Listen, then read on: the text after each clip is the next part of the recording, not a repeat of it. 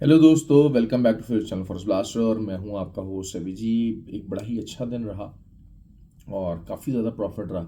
और profit mainly रहा हमें जी सेलिंग के अंदर, क्योंकि बाइंग के अंदर तो तकरीबन 40 पिप्स का एसल था in the day of the morning, वो पहले हिट हो गया। तो उसके बाद बाइंग का हमें मौका नहीं मिल सका। क्यों? क्योंकि देखें, एक सिंपल सी चीज़ यही है कि जब तक मार्केट रिट्रेस नहीं करेगी और किसी सपोर्ट के ऊपर नहीं आएगी, तो वहाँ तक उसके बाद जो है ना वो मौका नहीं मिलेगा। लेकिन ये है कि फ्री व्हाट्सएप ग्रुप के अंदर बेहतरीन हमारे जो है वो सिग्नल्स रहे, पर्टिकुलरली जो है वो बीटीसी के ऊपर सेलिंग अच्छी रही, हमारी ऑयल के ऊपर बहुत अच्छी सेलिंग रही। तो दैट वाज समथिंग। लेकिन ये कि आज सिल्वर ने थोड़ा सा, आज मसला ये रहा कि मेरा इवन के जो है वो कल भी मैंने एक पोजीशन होल्ड की हुई थी कि उसके ऊपर कुछ तकरीबन 300 पिप्स तक का जो है स्प्रेड आया हुआ था। तो that was actually really crazy, that was something really really crazy and that was really bad. और जो है वो उसका यही रिज़ल्ट रहा कि बाद में फिर जाकर दिन के टाइम वो सेटल हुआ। अब असल चीज़ यही हो गई है कि सिल्वर जिन लेवल्स के ऊपर मौजूद था, वहाँ पर बेसिकली एक क्लियर एविडेंस थी कि हर बंदा ऑब्वियसली वहाँ से उस लेवल से सेलिंग की ही कोशिश करेगा। तो ब्रोकर जो है वो चूंकि अपने आप को उन्होंने स्किन सेव करनी होती है, लिक्विडिटी प्रोवाइडर एलपी खासकर, क्योंकि सारी पेमेंट्स वगैरह तो एलपी के थ्रू ही आनी होती है ना। तो उन्होंने जनाब जो है ना वो इतना स्प्रेड हाई कर दिया कि रिटेलर्स तो उसके ऊपर ट्रेड ही ना कर सके।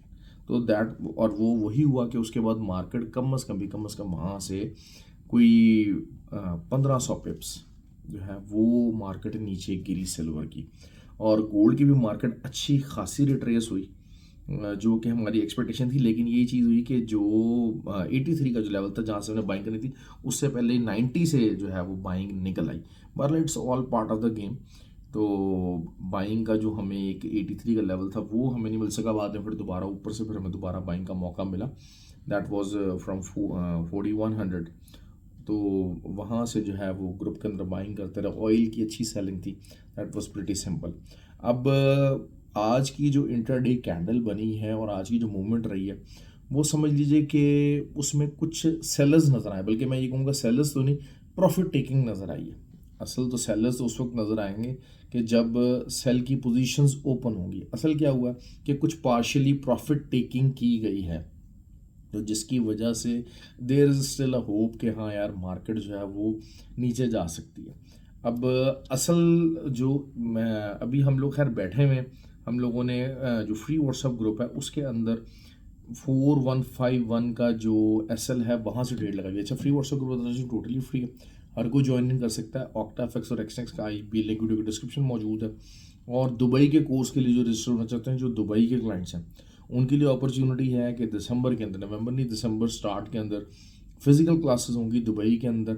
वो आप ज्वाइन कर सकते हैं अगर आप जो 6FX जो कि दुबई का ही लोकल ब्रोकर है, उनके ऊपर अकाउंट खोल लेंगे तो you can be the part of it. अब अगर मैं मॉर्निंग के अंदर ट्रेड की बात करता हूँ, तो हमारा जो पहला एसएल रहेगा वो रहेगा तकरीबन 415152 कर लीजिए, और 52 कर लीजिए। वहाँ उस एसएल से अगर आप सेलिंग लेते हैं और हमारा जो TP1 है, it should be at least 25, 4125 then 4108, ये हमारे लेवल्स जो है वो आ सकते हैं। और 4108 के नीचे अगर कोई क्लोजिंग आ गई बड़ी एज 4 टाइम फ्रेम की अगर क्लोजिंग आ गई, तो फिर मार्केट आप समझ लीजिए कि मार्केट वाकई ही नीचे जा रही है और $100-200 कम अज़ कम भी नीचे जा सकती है बड़ा इजीली। तो that is I am tilting bearish. Silver की ट्रेड, सिल्वर का वही मसला है कि इस टाइम के ऊपर स्प्रेड इतना ज़्यादा, सिल्वर की ट्रेड बताने का कोई फ़ायदा नहीं है। सिल्वर वैसे भी बहुत कम लोग ट्रेड करते हैं, लेकिन उस टाइम के ऊपर शायद उसका 3 सेंट्स का जो है ना वो होता है। अब इस टाइम के ऊपर जो मार्केट जो क्लोज हुई है वो तकरीबन तकरीबन समझ लीजिए कि कोई 14 सेंट्स तक का जो है ना वो स्प्रेड बना हुआ, और मॉर्निंग होते होते ये जो है वो कोई 20-30 सेंट्स के ऊपर चला जाएगा। तो 100 पिप से ज़्यादा का जो है वो सिर्फ स्प्रेड ही स्प्रेड बचेगा। तो आई वोंट एडवाइज दैट कि आप इसके ऊपर फ़िलहाल ट्रेड करें। अब नज़र तो आ रहा है कि जी इसने नीचे ही आना है, लेकिन हमें अपनी सेफ्टी भी देखनी है। रिटेल ब्रोकर्स हैं, रिटेल ट्रेडर्स हैं, तो उसको उस हिसाब से लेके चलना है। बहरहाल these are the things which you have to understand, और इन्हीं के मुताबिक हमें मार्केट के अंदर रहते हुए चलना है। बीटीसी की जो ट्रेड है वो हमारी एक अच्छी निकल सकती है। और बीटीसी का अगेन अगेन मैं यही कहूँगा कि 1,13,700 का आप एसएल डालें और 70-80 पिप्स का एसएल में बता रहा हूँ। इंशाल्लाह मुझे उम्मीद है कि अच्छा आपको प्रॉफिट रहेगा। आज भी सेलिंग हम लोगों ने की थी और बहुत अच्छा उसके अंदर बीटीसी के अंदर प्रॉफिट रहा है। तो गोल्ड जो है वो ऑब्वियसली अभी बुलिश ही है, लेकिन आज इंट्राडे टाइम फ्रेम के अंदर कुछ बेरिशनेस आई है। H1 में न्यूट्रल टू बुलिश साइड जो है वो उसकी अटैच हुई है और कुछ टाइम फ्रेम्स के अंदर कुछ साइडवेज मार्केट मूवमेंट शो कर रही है। तो साइडवेज से एकदम से लॉन्गर टर्म बेरिश होने के हाई चांसेस मौजूद हैं। You have to understand that. थोड़ा सा लर्निंग की तरफ तवज्जो दिया करें, थोड़ा सीखने की तरफ तवज्जो दिया करें ताकि आप लोगों को आसानी रहे चीज़ों को सीखने में, चीज़ों को अंडरस्टैंड करने में। क्योंकि देखिए मार्केट में हमेशा खाली मार्केट को ये बता देना कि ये 4200 जा रही है या 4400 जा रही है, 4500 जा रही है, 5000 जा रही है, ये ट्रेड ये एनालिसिस नहीं है। एनालिसिस आपका वही है कि जिसके अंदर आपको स्टॉप लॉस भी निकाला जाए, आपको टीपी भी निकाला जाए और आपकी एंट्री पॉइंट भी निकाला जाए। That is how you need to operate.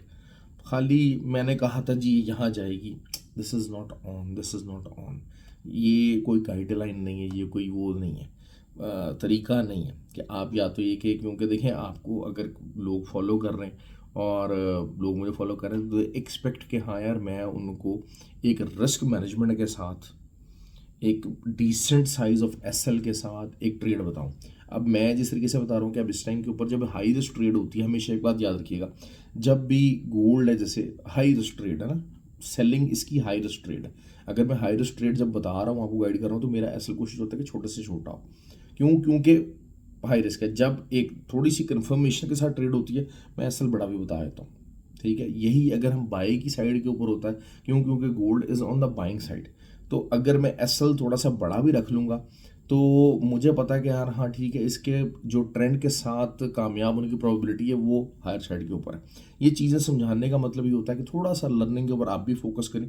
जब आप खुद भी ट्रेड ले रहे हैं तो you should have the idea कि आप अगेंस्ट द ट्रेंड ट्रेड ले रहे हैं, ब्रेकआउट ट्रेड ले रहे हैं। क्योंकि गोल्ड के ऊपर अगर हम बात कर लेते हैं, अब 4165 के अगर ऊपर कोई H4 क्लोज हो जाती है, दिस 4165 के ऊपर अगर कोई H4 क्लोज जाती है तो फिर मैं कहूँगा हाँ यार ठीक है, 4300 भी जाएगा, 4400 भी जाएगा।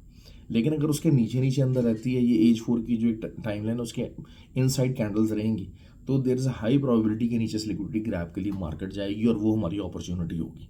ख्याल रखें अपना, और ख़ासकर उन लोगों के लिए अपॉर्चुनिटी होगी जो नीचे से बगैर असल के बैठे हैं।